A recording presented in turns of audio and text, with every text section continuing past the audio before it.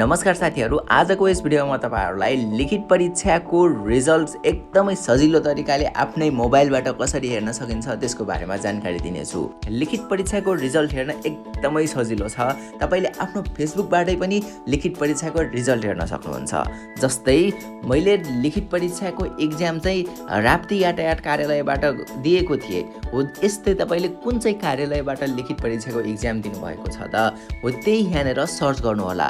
त्यही कार्यालय फेसबुकमा गएर सर्च गर्नु होला। जस्तै मैले चाहिँ राप्ती यातायात कार्यालय दाङ तुलसीपुरबाट लिखित परीक्षा दिएको थिएँ भने म यहाँ त्यही सर्च गर्छु। राप्ती यातायात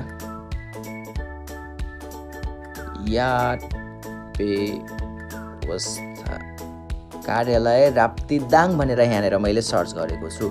यहाँनेर सुरुमा ग्रुप्सहरू आउँछ। तपाईले ग्रुप्स हेर्नु पर्दैन। यसरी स्क्रोल डाउन गर्दै जाँदा यहाँनेर पेज भन्ने छ। यो पेजको तल चाहिँ यहाँनेर यातायात व्यवस्था कार्यालय राप्ती दाङ भनेर गभर्नमेन्ट अर्गनाइजेसन 57K फ्लोर्स भन्ने छ। यो चाहिँ अफिसियल वेबसाइट हो जसमा चाहिँ गभर्नमेन्ट अर्गनाइजेसन लेखेको हुन्छ। यो चाहिँ अफिसियल पेज हो। यसलाई चाहिँ तपाईले क्लिक गर्नु होला।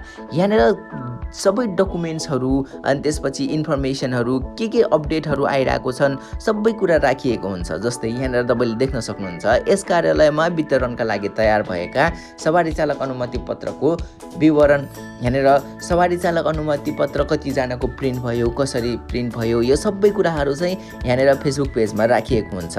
जस्तै अर्को यहाँनेर राखिएको छ मिति 2083 साल 3 महिना 9 गतेदेखि 2083 साल गतेसम्म सञ्चालन हुने वर्ग बी को प्रयोगात्मक परीक्षाको परीक्षार्थीको नामावली भनेर यहाँनेर नामावली राखिएको छ।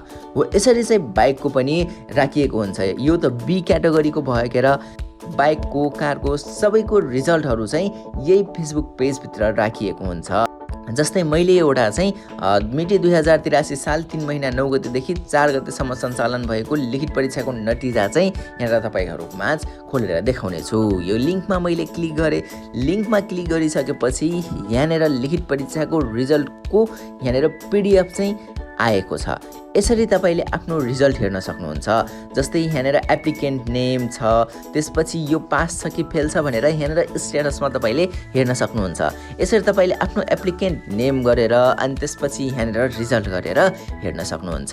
सो यसै गरी म अब यातायात कार्यालय दाङको त देखाएँ। यसै गरी म अब यातायात कार्यालय बुटवलको पनि देखाउँछु। ओके, यातायात व्यवस्था कार्यालय बुटवल भनेर सर्च गरिसकेपछि यहाँनिर बुटवलको यातायात कार्यालय खुलिसकेको छ। हो यसरी चाहिँ तपाईले यातायात कार्यालय बुटवलको अनि जुनसुकै यातायात कार्यालयमा तपाईले एक्जाम दिनुभएको हो त्यसको अफिसियल पेजमा गएर रिजल्ट हेर्न सक्नुहुन्छ। जस्तै यहाँनिर बुटवलको यातायात कार्यालयबाट दिएको सबै नतिजाहरू अनि त्यसपछि नोटिफिकेसनहरू के नोटिसहरू आएको छन् त त्यो सबै कुराहरू चाहिँ यस फेसबुक पेजभित्र राखिएको हुन्छ। यसरी चाहिँ तपाईले सजिलै आफ्नो फेसबुकबाट नै रिजल्ट हेर्न सक्नुहुन्छ।